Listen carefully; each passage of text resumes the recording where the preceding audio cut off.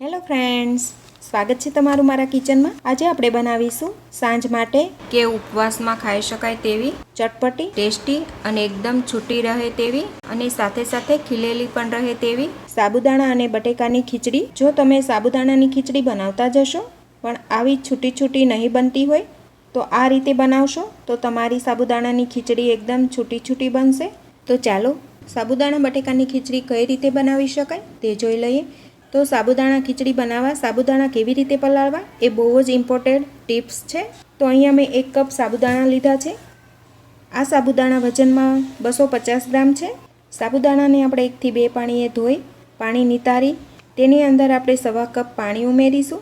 જે વાટકીથી સાબુદાણા લીધા હોય તે જ વાટકીથી આપણે 1/2 કપ પાણી લઈશું। હવે આપણે સાબુદાણાને 2 કલાક માટે અને જો તમારી પાસે વધારે ટાઈમ હોય તો 3 થી 4 કલાક માટે આ રીતે પલાળી સાઈડ પર રાખવાના છે। તો અત્યારે મેં 3 કલાક માટે સાબુદાણાને પલાળી લીધેલા છે। તો સાબુદાણા 2 થી 3 કલાકમાં સારા એવા પલળી જાય છે। તો 3 કલાક પછી તમે જોઈ શકશો સાબુદાણા સરસ પલળી ગયા છે। આમાં પાણી બિલકુલ નથી રહ્યું, સાબુદાણા પણ સોફ્ટ થઈ ગયા છે। હવે આપણા સાબુદાણા તૈયાર છે। હવે આપણે બીજી તૈયારી કરી લઈએ। હવે આપણે સાથે જ લીધેલા છે 1 વાટકો સિંગદાણા, 5 થી 6 મરચી, આ રીતે તીખી મરચી હોય તે લીધેલી છે। તમને જે રીતે તીખાશ ભાવે એ રીતે તમે મરચીનો યુઝ કરી શકો છો। મરચીને આપણે મરચી કટરમાં ક્રશ કરી લઈએ। આ રીતે મેં મરચીને ક્રશ કરી લીધેલી છે, તેને એક વાટકામાં લઈ લેશું। તો મરચી આ રીતે મેં ક્રશ કરીને તૈયાર કરી લીધેલી છે। હવે આપણે મરચી કટરમાં જ આપણે દાણાને ક્રશ કરી લઈશું। અત્યારે મેં કાચા દાણા લીધેલા છે, તમે આ દાણા શેકીને પણ લઈ શકો છો, પણ હું અત્યારે આ રીતે કાચા જ વાપરી રહી છું। કાચા દાણાનો ટેસ્ટ પણ બહુ જ સરસ આવે છે। આ રીતે મરચી કટરમાં આપણે દાણા ક્રશ કરશું તો તેનો ભૂકો કચરો થશે, તો એટલા માટે હું મરચી કટરમાં ક્રશ કરી રહી છું। તમે ખાંડીને પણ લઈ શકો અથવા તો તમે મિક્સરમાં થોડા અધકચરા ક્રશ કરીને પણ લઈ શકો છો। તો આ રીતે મેં સિંગદાણાને અધકચરા કરી લીધેલા છે। હવે સાથે જ મેં આ રીતે કાચા બટેટા લીધેલા છે, તેને આપણે આ રીતે છાલ નીકાળી તૈયાર કરી લઈએ। તો હવે આ રીતે મેં બટેકાને છાલ નીકાળી અને ધોઈને તૈયાર કરી લીધેલા છે। બટેકાને આપણે ઝીણા સમારવાના છે, તો સમારી લઈએ। તો આ રીતે મેં એક બટેકાને કાપીને તૈયાર કરી લીધેલું છે। તો આ જ રીતે હું બધા જ બટેકા કાપીને તૈયાર કરી લઈશ। તો તમે જોઈ શકશો બધા જ બટેકા કપાઈને તૈયાર છે। હવે આપણી સાબુદાણાની ખીચડી બનાવવા માટેની બધી જ સામગ્રી તૈયાર છે। હવે આપણે સાબુદાણાની ખીચડી તૈયાર કરી લઈએ। તો હવે એક કઢાઈ લઈ તેની અંદર આપણે તેલ લઈશું। તો મેં 4 મોટા ચમચા તેલ લીધેલું છે। અત્યારે હું આ ખીચડી 4 થી 5 વ્યક્તિ માટે બનાવી રહી છું। હવે આપણે તેલને ગરમ થવા દઈશું। તેલ ગરમ થઈ જાય એટલે 1 ચમચી આપણે આખું જીરું ઉમેરીશું।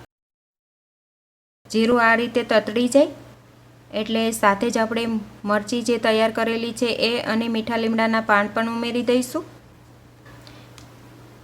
1/4 ટીસ્પૂન જેટલી હિંગ ઉમેરીશું। સાથે જ આપણે અડધી ચમચી હળદર ઉમેરીશું। હવે આપણે બટેટા સમારીને રાખેલા છે તે ઉમેરી દઈએ। બટેકા ઉમેર્યા બાદ બધું સારી રીતે મિક્સ કરી લઈએ। તો આ રીતે મિક્સ કરતાં થોડી વાર માટે સાતળી લઈશું। સ્વાદ પ્રમાણે સેંધા નમક ઉમેરીશું। મીઠું નાખ્યા બાદ બધું સારી રીતે મિક્સ કરી લઈશું। ત્યારબાદ મેં આ રીતે બટેકાને 2 મિનિટ સાતળી લીધેલા છે। હવે બટેકાને આપણે ઢાંકીને થોડી વાર માટે ચડવા દઈશું, જેથી બટેટું સોફ્ટ થઈ જાય। તો આ રીતે હું ઢાંકણ ઢાંકી અને ઢાંકણ ઉપર થોડું પાણી ઉમેરી દઈશ। આ રીતે મેં ઢાંકણ ઉપર થોડું પાણી ઉમેરેલું હતું, તે ગરમ પાણી આપણે થોડું બટેટામાં ઉમેરી દઈશું। તો આ રીતે બટેટાને આપણે ચેક કરી લઈએ બફાઈ ગયું છે કે નહીં। થોડું બટેટામાં પાણી ઉમેરી ફરી આપણે એકવાર બધું સારી રીતે મિક્સ કરી લઈએ। હવે આ રીતે બટેટા થોડા સોફ્ટ થઈ ગયા છે। હવે તેની અંદર આપણે સાબુદાણા ઉમેરી દઈશું। તો હવે આ રીતે સાબુદાણા ઉમેર્યા બાદ આ રીતે કન્ટિન્યુ ચલાવતા આપણે મિક્સ કરી લઈશું અને તેને ચડવા દઈશું। તો ફ્રેન્ડ્સ, તમે આ રીતે એકવાર ખીચડી વ્રત કે ઉપવાસમાં જરૂરથી બનાવજો, બહુ જ સ્વાદિષ્ટ બને છે। તો તમે એકવાર જરૂરથી ટ્રાય કરજો અને મારી ચેનલ પર નવા જ હોય તો વિડીયોને લાઇક કરજો, તમારા ગ્રુપમાં શેર કરજો અને ચેનલને સબસ્ક્રાઈબ જરૂરથી કરજો। બાજુમાં આપેલા બેલ આઇકનને પ્રેસ કરી દેજો, જેથી તમને મારા નવા વિડીયોની નોટિફિકેશન મળતી રહે। આ રીતે આપણે બંનેને મિક્સ કરતાં ચડવા દેવાનું છે। સાબુદાણા થોડા ટ્રાન્સપરન્ટ દેખાવા લાગે ત્યાં સુધી ચડવા દઈશું. ગેસની ફ્લેમ મીડિયમ રાખીશું અને મીડિયમ ફ્લેમ પર આ રીતે ચલાવતા રહીશું.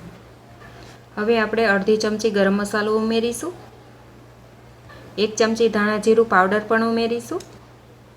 અડધી ચમચી ખાંડ ઉમેરીશું. આ ખાંડ બિલકુલ ઓપ્શનલ છે, તમારે ન નાખવી હોય તો પણ ચાલે. હવે આપણે 1 લીંબુનો રસ ઉમેરીશું. આ રીતે રસ ઉમેરી દઈએ. અત્યારે તમને જોવામાં આ ખીચડી છૂટી નહીં લાગતી હોય, પણ આની અંદર આપણે હમણાં સિંગદાણા ઉમેરીશું તો આ ખીચડી એકદમ સરસ છૂટી છૂટી બની જશે. તો આ રીતે થોડીવાર માટે આપણે બધા જ મસાલા ખીચડી સાથે મિક્સ કરી દઈશું. અને હવે આપણે જે સિંગદાણાનો ભૂકો કરેલો છે તે ઉમેરી દઈએ. ફરી આપણે બધું જ સારી રીતે એકવાર મિક્સ કરી લઈએ. હવે આપણી સાબુદાણા અને બટેકાની ખીચડી ખાવા માટે તૈયાર થઈ ગઈ છે. આપણે ગેસ બંધ કરી દઈશું. ત્યારબાદ આપણે ઉપર ધાણા ઉમેરીશું. ધાણા નાખ્યા બાદ બધું સારી રીતે મિક્સ કરી લેવાનું છે. ત્યારબાદ આપણે 5 થી 7 મિનિટ માટે આ રીતે ઢાંકીને રાખવાનું છે. ગેસની ફ્લેમ બંધ કરી દેવાની છે અને આ જ રીતે રહેવા દઈશું. ત્યારબાદ આપણે તેને સર્વ કરી શકીએ છીએ. હવે આપણી સાબુદાણાની ખીચડી ખાવા માટે એકદમ તૈયાર છે. તેને આપણે પ્લેટમાં સર્વ કરી દઈએ. ઉપરથી થોડા લીલા ધાણા પણ ઉમેરીશું. હવે આપણી વ્રત કે ઉપવાસમાં ખાઈ શકાય એવી સ્વાદિષ્ટ સાબુદાણાની ખીચડી ખાવા માટે એકદમ તૈયાર છે. તો ફ્રેન્ડ્સ, તમે પણ આ રીતે એકવાર જરૂરથી બનાવજો. ત્યારબાદ તમારા એક્સપિરિયન્સ મારી સાથે શેર કરજો. અને મારી ચેનલને સબસ્ક્રાઈબ ન કરી હોય તો સબસ્ક્રાઈબ કરજો અને બાજુમાં આપેલા બેલ આઇકનને પ્રેસ કરી દેજો, જેથી તમને મારા નવા વિડીયોની નોટિફિકેશન સૌથી પહેલાં મળે. તો ફ્રેન્ડ્સ, ફરી મળીશું એક નવા વિડીયો સાથે. Thanks for watching.